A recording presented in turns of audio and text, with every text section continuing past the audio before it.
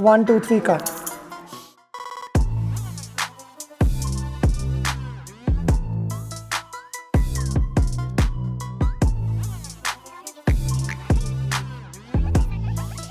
अस्सलाम वालेकुम, मेरा नाम है डॉक्टर मोहम्मद मोइज़। मैं एक पब्लिक हेल्थ प्रोफेशनल हूँ, एक सोशल रिसर्चर हूँ और जब टाइम मिले तो ड्रैग कॉमेडी भी कर लेता हूँ। तो ड्रैग तो एक तरीके से मेरे ख्याल से मैंने हमेशा से यूँ किया है, एक फीमेल इम्पर्सनेशन एक मौजूद है। शुमाइला भट्टी का मैंने एक किरदार बनाया जो बहुत जल्दी वायरल हो गया, मशहूर हो गया और हर दिल अजीज़ है और बहुत पजीराई मिली, बहुत चाहत मिली उसकी वजह से।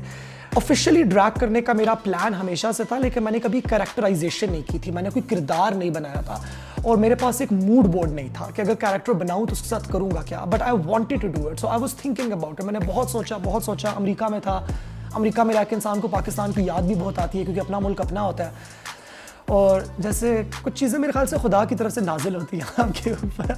और मैं बस में बैठा हुआ तो मुझे अभी तक याद है, मुझे यूँ एक यूरिका मोमेंट हुई कि ओ डैम, मुझे इसका नाम ये रखना चाहिए और मेरे पहले शो का नाम होगा लिबरल्स की आखिरी साजिश। क्योंकि ये हमारे एक मुल्क का एक अलमिया है कि जब लोगों को किसी चीज़ की समझ नहीं आती तो उनको लगता है कि ये कोई वेस्टर्न एजेंडा है और ये कोई ऐसा एजेंडा और ये कोई वैसा एजेंडा है। जबकि हकीकत की बात तो ये है कि मैं एक बहुत ही अवामी इंसान हूँ। मेरा ताल्लुक एबटाबाद से है। मैं अल्हम्दुलिल्लाह पाकिस्तान की 5 बोलियाँ बोल सकता हूँ और बर्गरों के काफ़ी ख़िलाफ़ हूँ मैं भी। तो मैंने बोला कि शो का नाम रखते हैं लिबरल्स की आखिरी साजिश और इसलिए भी मेरे इस्लामाबाद के शो का नाम भी है लंडे के लिबरल्स।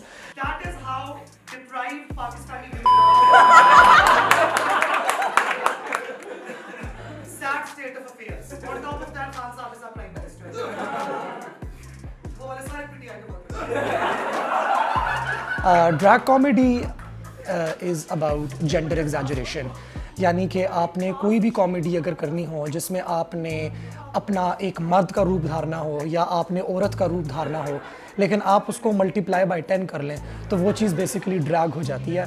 और हमारी सकाफ़त में, हमारी तारीख़ में इसकी बहुत ज़्यादा हिस्ट्री रही है। मुइन अख्तर साहब खुदा बख्शे उन्होंने एक बहुत मशहूर PTV के लिए टेलीफिल्म की थी जिसका नाम मिस रोज़ी था, जिसमें उन्होंने एक नर्स का कैरेक्टर प्ले किया था as a man dressed up as a nurse TV में एक्टिंग करने के लिए, और वो एक तरीके से ड्रैग परफॉर्मेंस थी। उमर शरीफ साहब को अगर आप देखें तो उनकी हमारे पास ड्रैग कॉमेडी और परफॉर्मेंसेस मौजूद हैं। बेगम नवाज़िश अली का नाम तो खैर हर पाकिस्तानी को मौजूद इल्म है क्योंकि बेगम नवाज़िश अली बाकायदा एक ड्रैग कैरेक्टर था।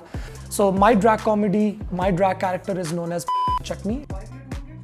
मुझे कभी इस चीज़ पे डर नहीं लगा बिकॉज मैं कोई ऐसी चीज़ कर ही नहीं रहा जो कि बहुत जिसे कहते हैं outside the norms of Pakistani society है। बिकॉज जिस तरह की कॉमेडी मैं कर रहा हूँ उस तरह की कॉमेडी तो पाकिस्तान में वरना भी होती है। इनफैक्ट मैं ये समझता हूँ कि बहुत सी कॉमेडी जो कि आपको मेन स्ट्रीम टेलीविजन के ऊपर नज़र आती है वो मेरी कॉमेडी से कहीं ज़्यादा प्रॉब्लमैटिक है, क्योंकि उसके अंदर ऐसे मजाक हो जाते हैं जिसके अंदर हम बहुत मार्जिनलाइज्ड कम्युनिटीज़ को और ख़वातीन को और गुर्बत के मसाइल को हम लोग बस जैसे एक रेले में बहा देते हैं। जबकि मेरा कॉमेडी का स्टाइल ये कि आप इस पे हंसें मगर आप इस पे सोचें भी।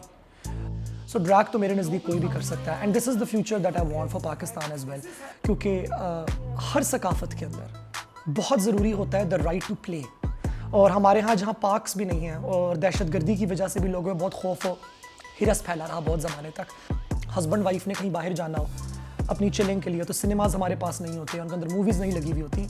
तो कॉमेडी एक बहुत अच्छी चीज़ है और मैं ये चाहता हूँ कि पाकिस्तान के अंदर अगले 5-10 साल के अंदर ये कल्चर दोबारा से कॉमन हो जाए, जहाँ पे हर वीकेंड के ऊपर हर तरह के लोगों के लिए अपनी तफरीह के लिए तफरीह गाहें मौजूद हों या उनके पास कोई मनोरंजन का प्रोग्राम बेसिकली अवेलेबल हो।